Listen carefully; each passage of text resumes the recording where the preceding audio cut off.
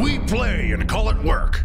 MiniWargamer Dave here from MiniWarGaming.com. Welcome, Wargamers, to the review of the new Blood Angels, the Sons of Sanguinius. I'm very excited for this because I've been waiting a long time. In fact, I haven't played an 8th edition game of 40k with my Sons of Sanguinius, with my Blood Angels. They've been collecting dust on the shelf, and I've been focusing on chaos, which is not a bad thing to do. But now that the new Blood Angels are out, I'm going to give you a review of what I think is good and all the tweaks and changes and additions and things they've added to the new codex, to its own standalone codex. And I'm going to just, I have combed through this codex, the one that you see right there before you. I have researched it. I spent a good 10 hours going through the codex, and I've picked apart every little part of every data sheet, and I'm going to give you the complete breakdown of all of my findings. So that's what I would like to do. And please do leave your comments below and let me know if you like this method of review.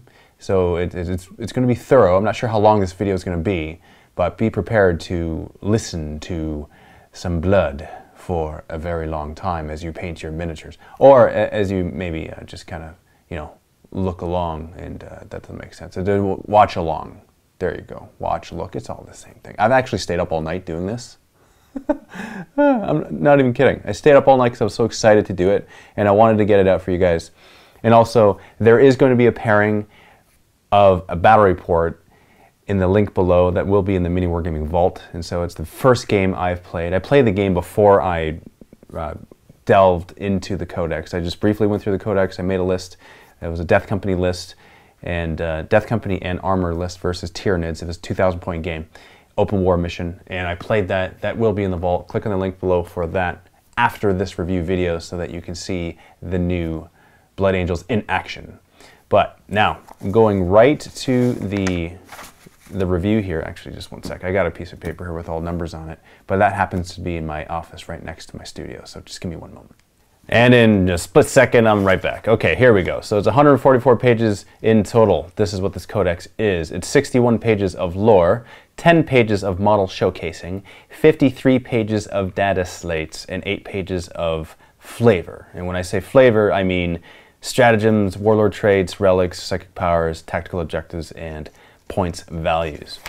There are a total of 113 changes slash updates slash tweaks to the army, and those changes include units that are now part of the army that were never part of the army before, as well as brand new units that are also included in this army. There are 16 of those, 16 changes. New units not previously available to Blood Angels have been added, and that's pretty cool. We're going to get right into that. So, starting from the very beginning of the codex, of the data slates, that we're going to jump into there. So, number 1, Gabriel Seth's Blood Reaver. It changed from AP -1 to AP -2, so it got a little bit better. That's pretty sweet. Number 2, he gained the Chapter Master ability. There's actually a whole bunch of changes to Gabriel Seth. So he gained Chapter Master ability, which is the reroll failed hit rolls for flesh tears within 6 inches of him. This was the old Lord of Slaughter rule, which incidentally has also changed. So the Lord of Slaughter rule changed. It became the Whirlwind of Slaughter rule. So they kind of swapped names for these abilities. And the next one here, Whirlwind of Gore, that changed. So each roll of 6+ in a fight phase inflicts 1 additional hit. So that's what that does. So it got a little bit better. He has a little bit more rules added to him, and the AP improved by 1. Number 5, I kind of went through those pretty quick there. Let's see, number 5, war gear options were removed from sanguinary priests. This is kind of a not so good thing. They no longer have jump pack assault, as they no longer have an option to take a jump pack. Points and power costs remain the same. Also, no more sanguinary priests on bike entry in codex. That's a little bit unfortunate. Which is, I was sad looking at that, because not only do I have a lot of models, I have 3. I have 3 sanguinary priests that have jump packs. So that's just it's not in the codex anymore. That's not even an entry. I looked in the back, it's not in the back. I looked at the index, it's in the index, but it's not in the codex. So I guess they don't have models for that anymore. But then again, you could just use the index version, but here at MiniWarGaming, we like to use the codex version. So that's kind of a bit of a pickle. Number 6, Chief Librarian Mephiston. The wording changed on Lord of Death ability. It changed from each time Mephiston suffers an unsaved wound or a mortal wound roll of d6 to roll a d6 each time Mephiston loses a wound. So there was a slight change there in the wording, and I really think it has the same meaning. So it's interesting to me why they would make the change. Maybe there is a distinction, maybe there isn't, but I think that really at the end of the day, he rolls and he gets to make those, it's kind of like the old Feel No Pain. So, but if it's the same thing, why would they change it? It's just curious to me why they would do that. Also, let's see here. Number 7, Librarian Dreadnought power decreased from 10 to 9. It also, the points decreased from 150 to 130. So it got a little bit cheaper for that. Librarian, just your straight up Librarian points cost decreased from 93 to 88.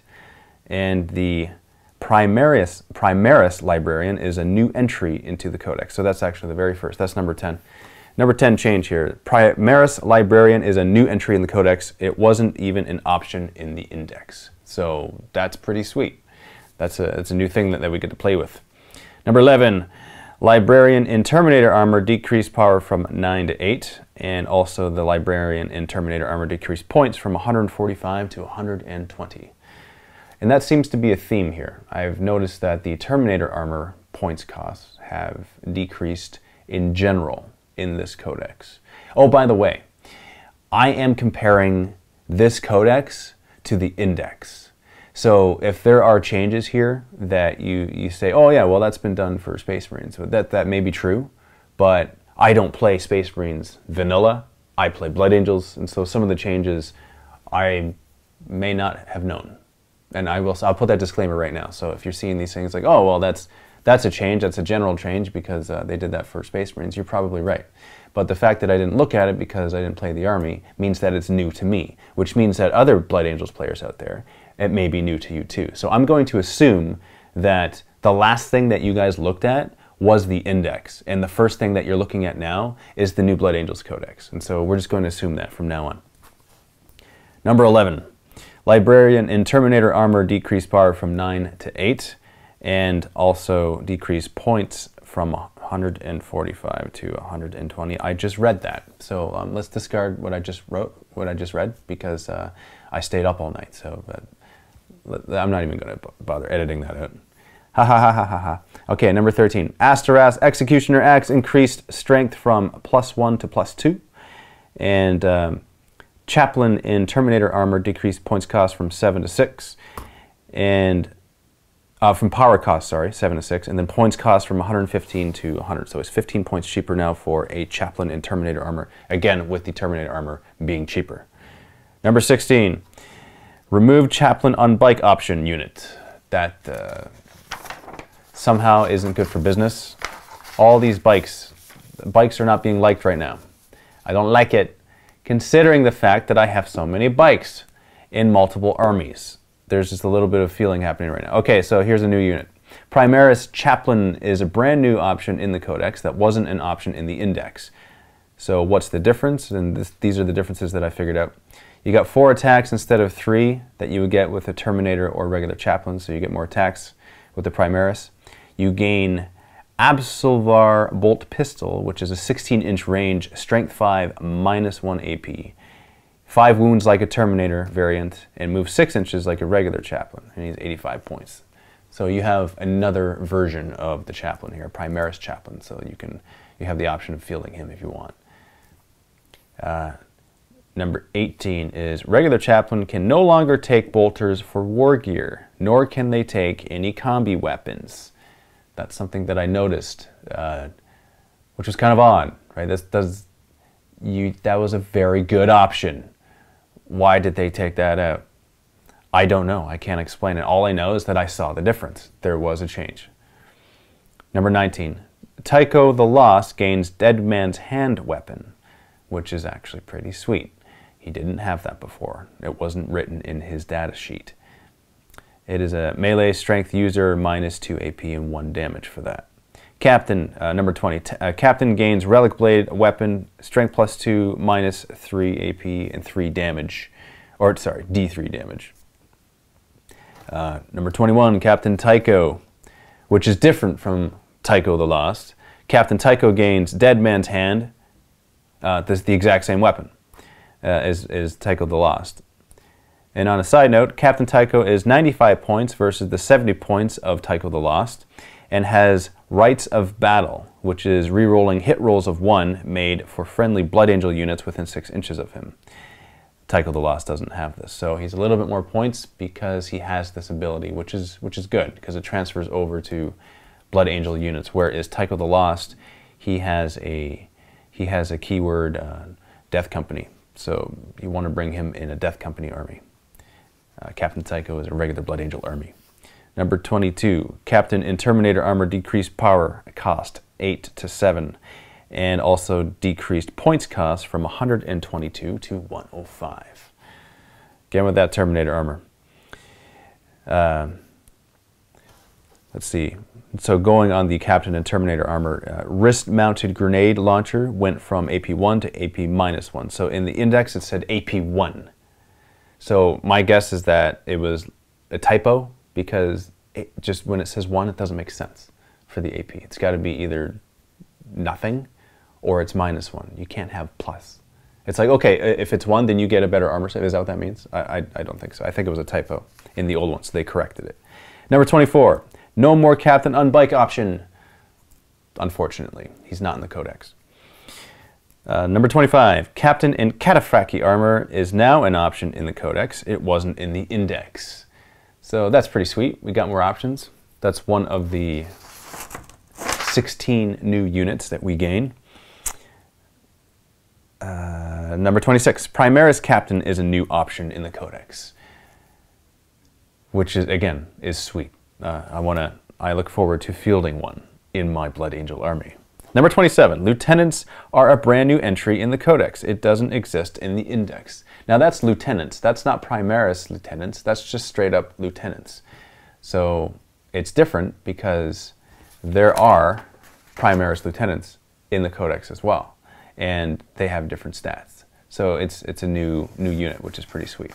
Going on to number 28, which is Primaris Lieutenants, increased power level from 4 to 5. Points stayed the same though, so that's interesting. So that's one unit that actually increased in points.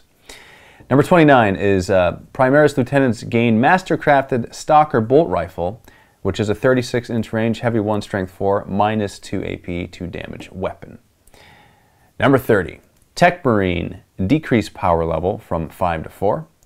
31, Tech Marine decreased points cost from 58 to 45, so they got substantially cheaper. Number 32, Tech Marine no longer has option to replace Power Axe with item from melee weapon list. So it's just simply not an option for him anymore. Number 33, Tech Marine no longer has the option to replace its servo arm with conversion beamer. I thought that was kind of random. It's like, nope, no more conversion beamer for you. But I like my conversion beamer. No, you don't get it. So that he just doesn't have that option anymore. 34, Tactical Squad. Melt-A-Bomb is listed as a weapon under their weapon choices. It also clearly states sergeants may take them. It doesn't mention this at all in the Index. Which again is kind of interesting because isn't that like a staple? Isn't that normally something that... And I could be omitting some FAQ stuff here because I haven't looked at it in a while, so forgive me if I am.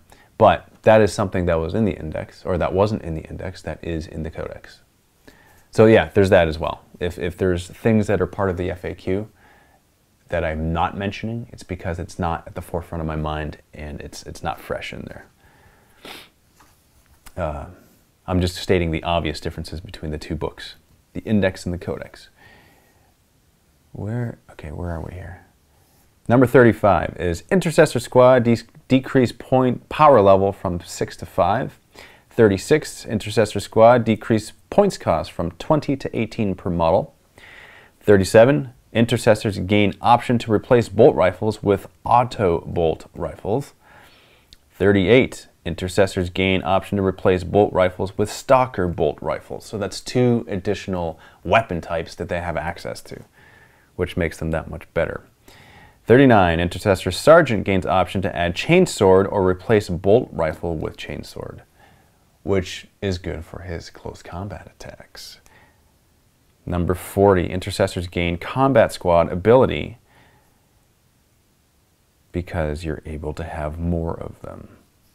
Number 41. Intercessor squad gain option to have the ability or have auxiliary grenade launcher if they have 5 or more in the unit. So again, that's another thing that's added. 42. Scout squad decreased power level from 6 to 4, which is pretty significant, especially with some of the open war missions where it's kind of like a kill point thing, only it's not kill points, it's the point, it's the power level. So that's good. That's better for you. Better for you as in better for the Blood Angel player.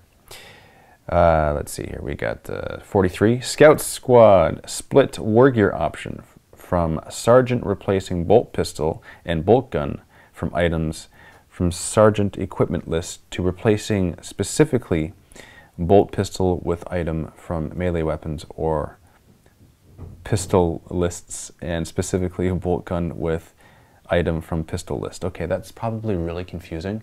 So basically there was it looks to be a rewording of something that you already got.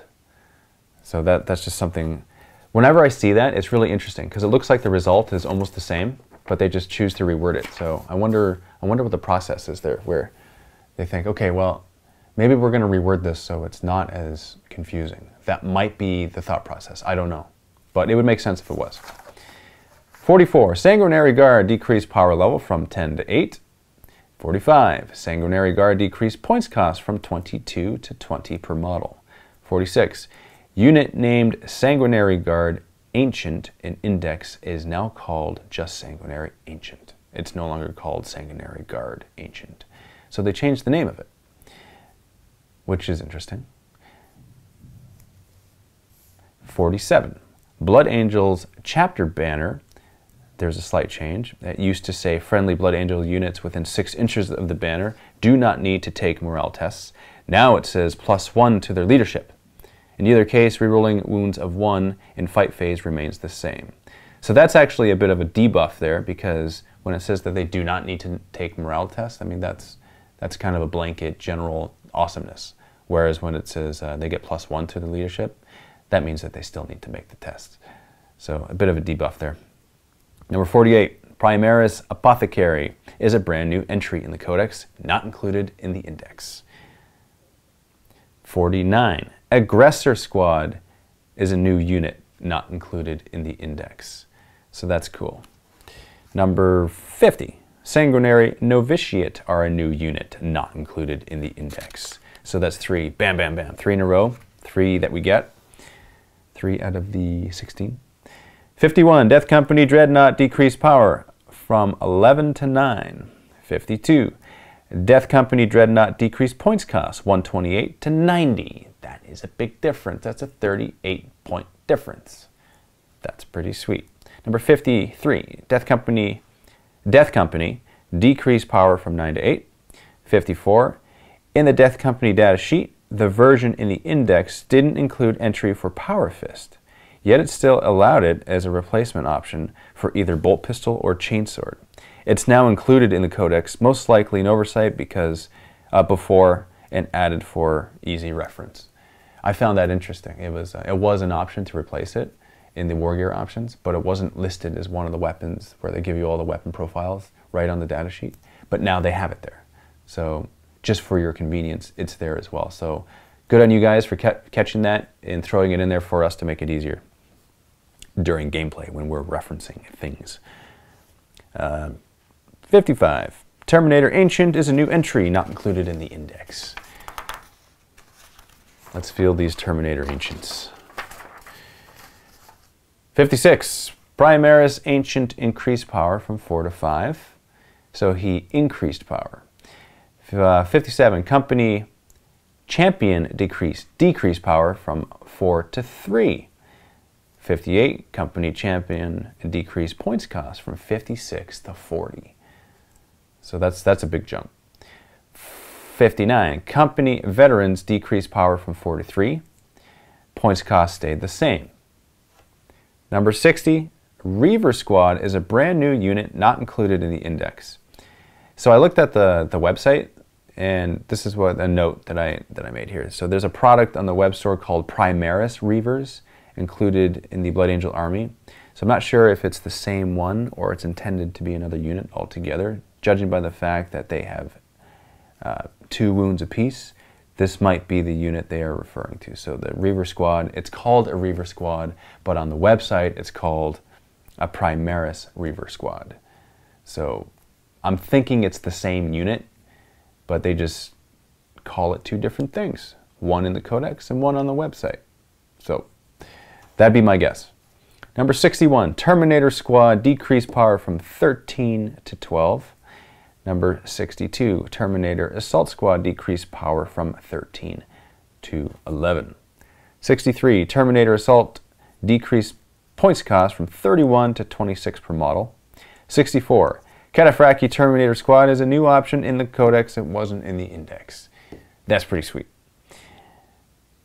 Number 65, Cataphractii Terminator points cost decreased 13 to 12. Hold on, did I just read that? No, I didn't. Points cost stayed the same. Number 66, Tartarus Terminator Squad is a new option in the Codex. It wasn't in the index. Again, part of the 16 new units that we get. And number 67, Tartarus Terminator power decrease from 13 to 12. And 68 is the Tartarus Terminator's points cost decrease from 31 to 26 per model. So a little bit more efficient there with the points. Number 69, in Tartarus Terminator entry, the index data sheet, Grenade Harness says it was AP 1, whereas in the new Codex it says AP -1. Most likely a typo again. They forgot to add that dash at the 1, but they fixed it. Just for us Blood Angels players. Number 70, Dreadnought weapon entry used to include twin autocannon, but has been replaced by Meltagun. Also, Dreadnought heavy weapons list has changed drastically. New Codex only has 3 weapons: the heavy plasma cannon, multi-melta, and twin last cannon, whereas the Index Dreadnought heavy weapon war gear included 4 additional weapons: the twin heavy flamer, twin autocannon, twin heavy bolter, and assault cannon. So they took those options away from us. I'm not sure why, but they just did. So they're not in the Codex, just so you guys know, just so you're aware. Number 71, Furiosa Dreadnought decreased power from 10 to 9. Number 72, Furiosa Dreadnought decreased points from 122 to 80. That's a big jump. That's a lot of point savings right there. Thank you very much to whomever changed that and saw the error in the ways of the expensiveness of the Furiosa Dreadnought. I like this because I like Furiosa. Number 73, Blood Talons on Furiosa changed weapon profile from strength ×2 -3 AP D6 damage to strength +4 -2 AP and a straight up 3 damage. And in addition to this, you can reroll failed hit and wound rolls for this weapon. You didn't do that before, not in the index, but the Codex version is better. So go with the Codex here when you're bringing Blood Talons on your Furiosa Dreadnoughts. Contemptor Dreadnought, number 74, is now an option in the new Codex. It wasn't in the index. So that's pretty sweet. Number 75, this one's even better. Redemptor Dreadnought is a new Codex option not included in the index. So I'm excited to get one on the battlefield and see how he fares, see how he opens up some cans. Let's see him open up some tanks. I think that'd be sweet. Number 76, in index, it didn't include upgrades for assault marines to bring meltas or plasma guns. The new Codex does. And that's interesting because that is a basic, I've always been able to do that. I've never had to think about the fact that they could do that or not do that. It's just always been a thing. But when I looked at the index, I realized that the wear gear option did not include that. It didn't say that they could actually bring those as replacements to their weapons.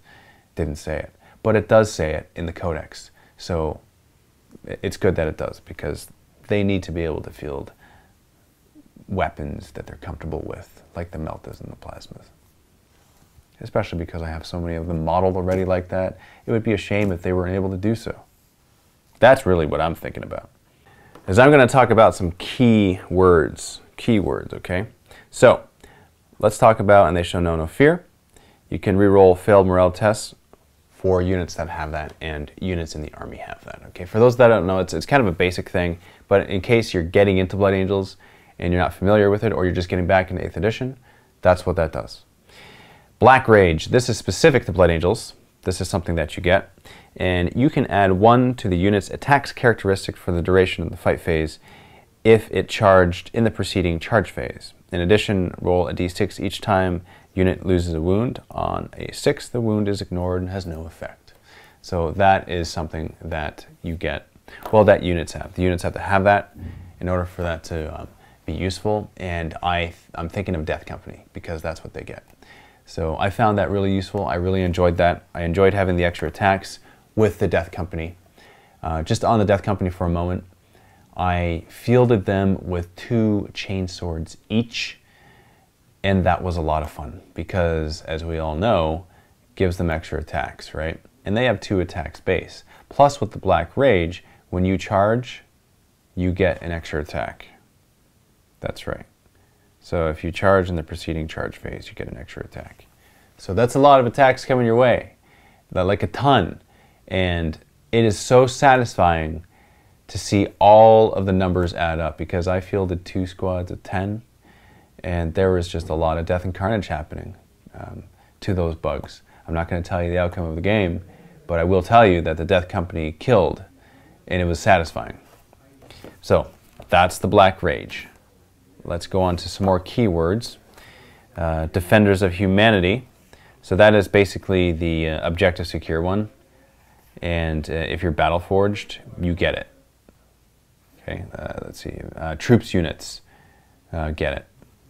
The other thing too is, if you are an infantry, biker, or dreadnought, then you gain the Red Thirst ability. And the Red Thirst is a turn that you are charged, or that a turn that you do charge, or you make a heroic intervention, you can add 1 to the wound rolls for the fight phase. Again, very good. Now that one I may have forgotten to do in the game, because I was trying to remember all the rules. So if you see that and it's not there, it's because I forgot, to be absolutely honest. But and I wasn't sure if units had to have it or if units gained it, but looking at this, I looked over it just before the video started, and it says that if you're battle forged and you're one of those 3 unit types, infantry, biker, or dreadnought, then you gain it. So that's really sweet. And that's what you get. Those are the main things. The Red Thirst, that is a Blood Angel specific thing, and there's different variations of it throughout the editions. This edition, this is what that does. Add 1 to wound rules, which is actually wound rolls, rather. It is a big deal because weapons, you used to be able to wound on 2s really easily if you were just +2, like greater strength and the toughness, but now you got to be double to get that 2. So most likely you're going to be 3 if it's a bit of a higher strength, especially if you have your sanguinary priests nearby, because they allow you to add 1 to your strength. And so you'll be wounding on 3s most likely most of the time. And if you have this, Red Thirst, that means you're wounding on 2. So it just makes it that much better. So let's talk about stratagems. We're going to go on to stratagems just for a moment here. And I'm only going to pick out a few. I'm not going to pick out every single one. I'll pick out the Blood Angel specific ones that will feel like they are the most useful in-game. I'm going to tell you some of the ones that I used in-game and some of the ones that I wanted to use. Let's start with the Forlorn Fury. For 2 command points, if you're Death Company infantry, this is what you do. So at the start of the first battle round, before the first turn begins, you can immediately make a move with 1 of your Death Company units, and can even advance as if you were in the movement phase, and you can only use the stratagem once. So that is really cool if you have Death Company and they're on the board, they start on the board. I wanted to do it in the game. I didn't get a chance to use that one in the game because the positioning worked out differently. So I didn't do it, but that's okay because the Death Company still got the Alpha Strike and that's all I cared about. It would have been a sooner Alpha Strike, that's all. And it is 2 points, 2 command points, so keep that in mind. So it's a bit pricey for what it is, but it could make the difference between the game or not the game because you get that Alpha Strike with those Death Company that are equipped with those chain swords, getting those extra attacks, getting more attacks because you have the Black Rage. And if you get even more lucky, if you get some sort of scenario twist card in an open war game where they give you more attacks because of the scenario, then you're just laughing. You're laughing all the way. So here's another one. Behold the Golden Host says use the stratagem immediately after a Blood Angels unit from your army with the Death Mask ability is set up on the battlefield. And until your next turn, the range of the unit's Death Mask ability is increased to 12. So that just minuses leadership of enemies, and so that might be useful against certain armies. So I just wanted to mention that.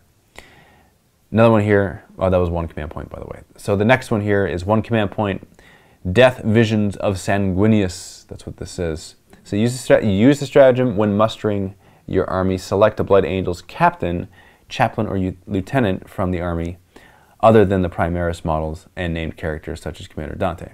That model gains the Death Company keyword and the Black Rage ability for the duration of the battle. So that's actually pretty cool because then your abilities transfer over and you gain that keyword so you can actually make your other units benefit from it. And you don't even have to do this at the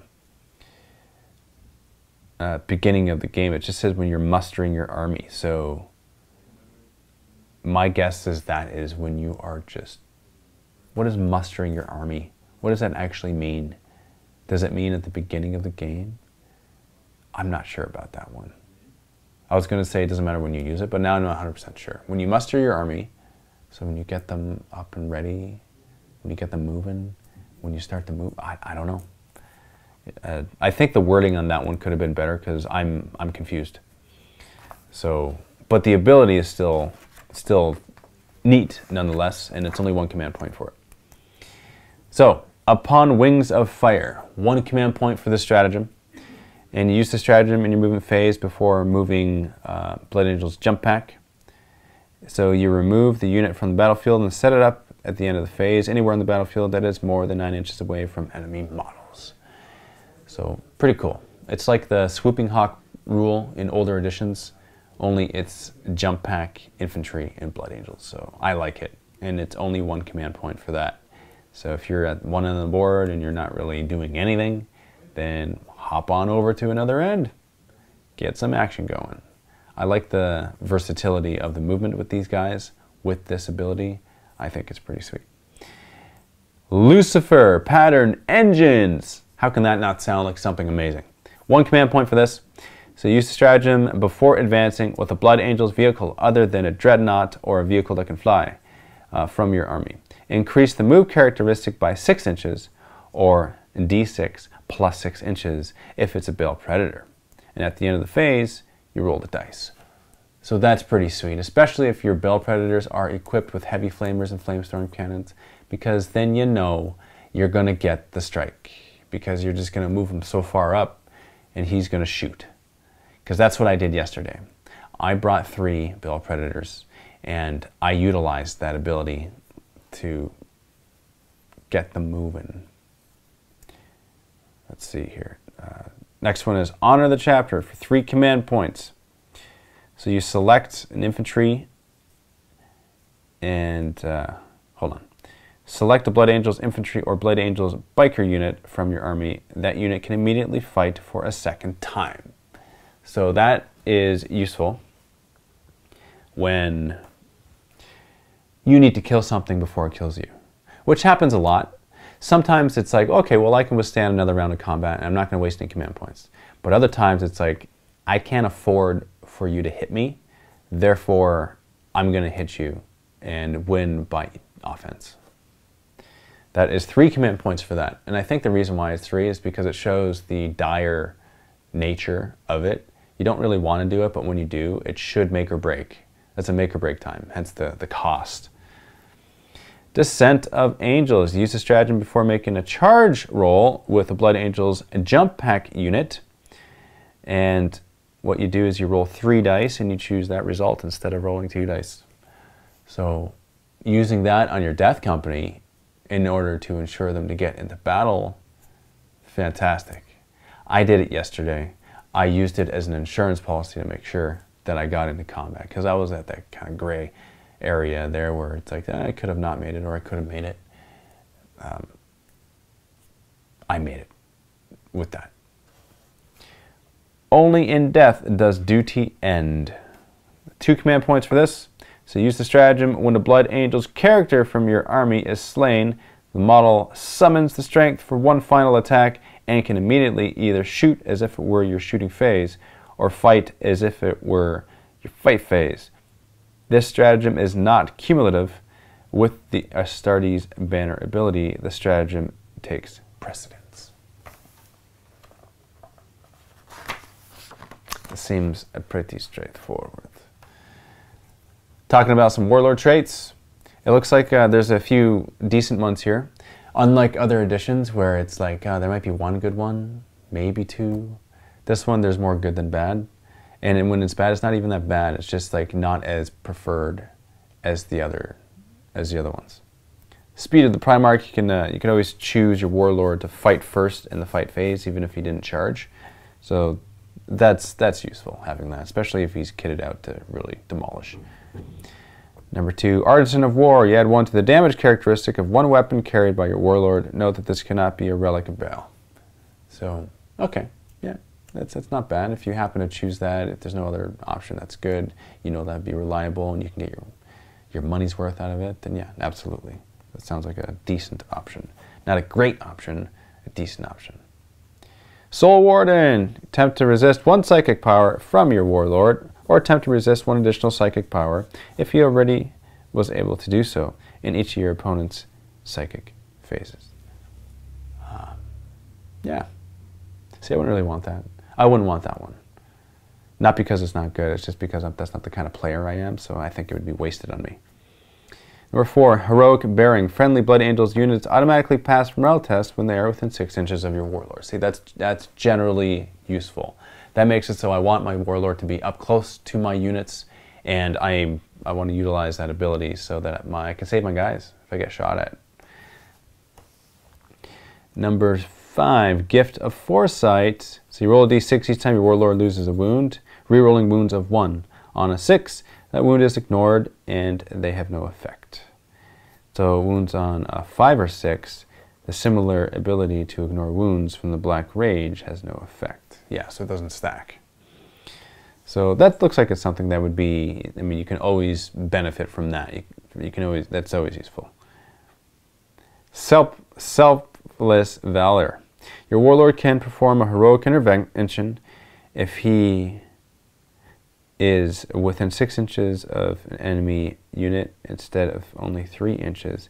If the door is down, and if he does so, he can move up to 6 inches rather than 3 inches.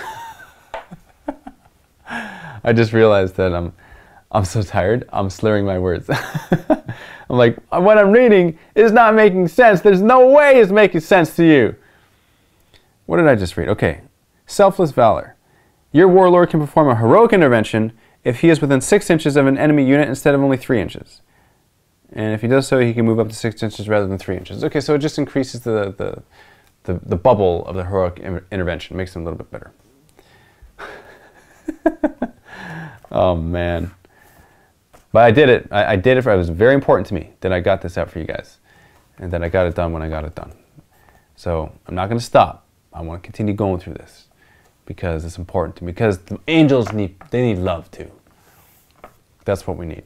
Let's talk about the Relics of Baal just for a moment. I'm just going to talk about a couple of them because these seem like they're obvious and they stick out to me. One of them is the Angel's Wing.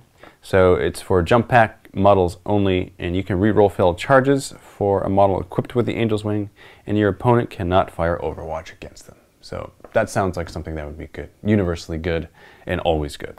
Reliably good. The Veritas Vitae. That is, if your army is Battleforged, and the bearer is on the battlefield, so you roll a d6 each time you use a stratagem, and on a 5+, you gain a command point. So that's kind of like that Ultramarines one, only it is a relic.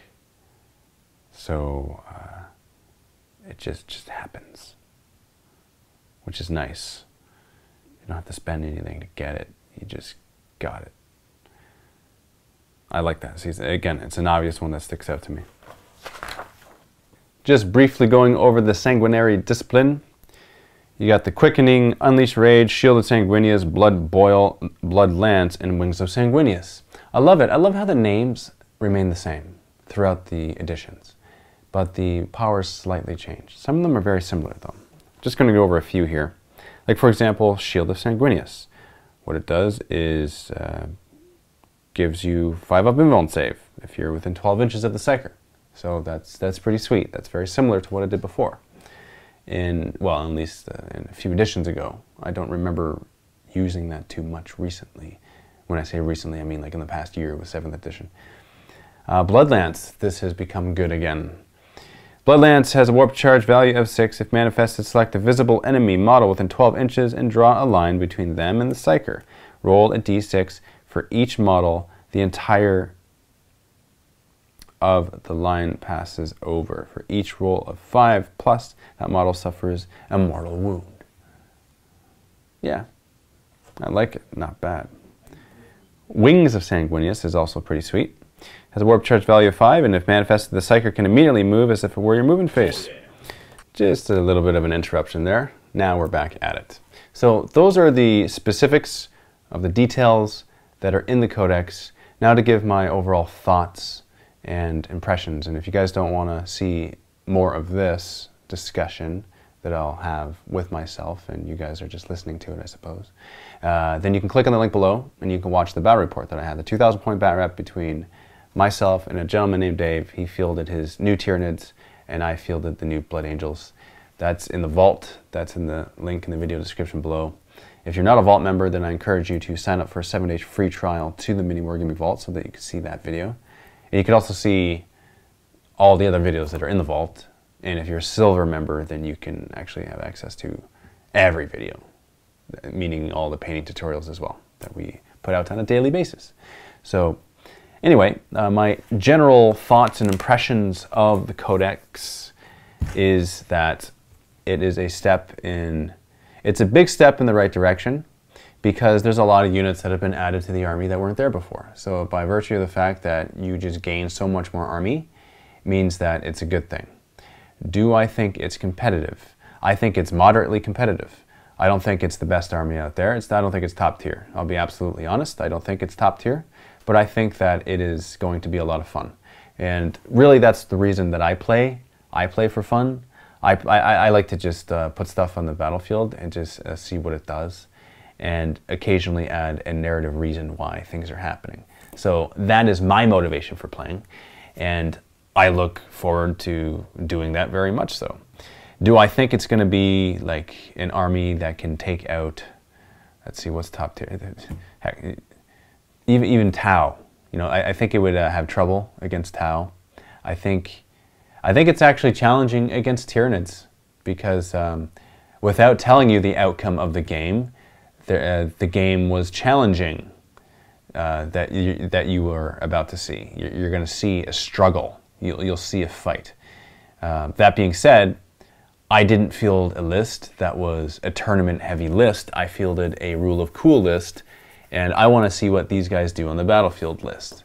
And so the list that I brought was 3 Vindicators, 3 Bale Predators, 2 Dreadnought, 2 Death Company Dreadnoughts, 2 squads of Death Company, 2 10-man squads of Death Company, Lamartes. One of the Death Company squads was in a Rhino, and then I fielded 2 Tech Marines to take care of the tanks. And I think that's what I fielded. I think that's what I did.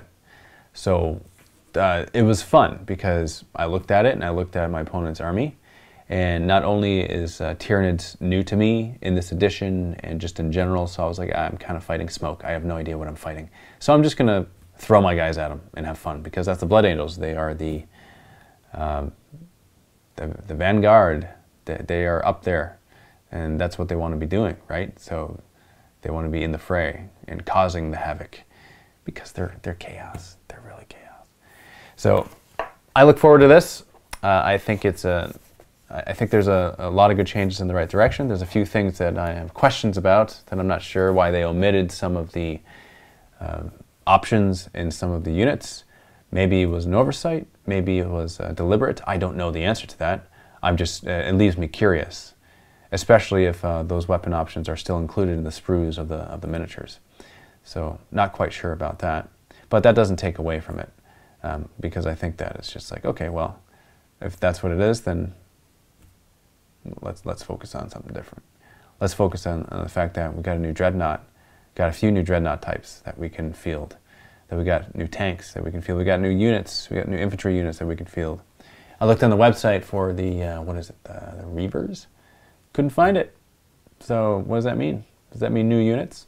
Does that mean new models? Because if so, I'm excited for that. That's pretty cool. So I want to get them. I'm going to add them to the army.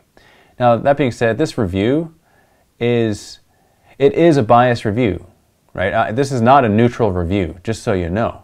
I am a Blood Angels player, and I love fielding my Sons of Sanguinius. So I'm going to look at this, and I'm going to try to find all the best things that I can find in this codex. And I found a lot. Are there things that I wish were better and different? Yes, of course. I don't think it's perfect, but I don't think any codex is... Oh, no, that's not true. The Chaos Codex is... The Chaos Codex is not the most competitive, but it's perfect because it's Chaos. Does that make sense? I hope it makes sense to you. That's coming from a true Chaos player. But my second child is the Blood Angels, and so that's why I love this so much. So thank you very much for tuning in. Again, if you want to see that battle report, the 2,000 point battle rep between me and Dave, click on the link below in the video description to watch that, and that will be in the MiniWarGaming vault. Thank you so much, guys. I love you guys. That's why I stayed up for 10 hours last night, didn't get an ounce of sleep. I wanted to comb through this. I wanted to really research this. I wanted to give you a good meaty video with a lot of information and a lot of stuff to kind of sink your teeth into. I didn't want to just like read it to you for the first time on video because I personally find those videos not as informative. It is just, okay, the bedtime story, let me read you the codex. No, it's let me share my findings with you. I think that's a much better video and it's a much better presentation. That's just me personally, but leave your comments in the video description or in the comment section below and let me know if you agree with that. Because if so, then the future review videos will follow this template where we dive through the codex, we comb through it, and we get a lot of detail, and then we present the detail to you, and we share our findings. And just logically, it seems to me that it's a better method of doing it. So, but let me know, and if you see comments that are to your agreeing opinions, that doesn't make sense, I throw the words at you. It's your job to organize them. Thumb it up, and we shall go from there. So thank you very much. Happy wargaming, and I'll see you in the next video.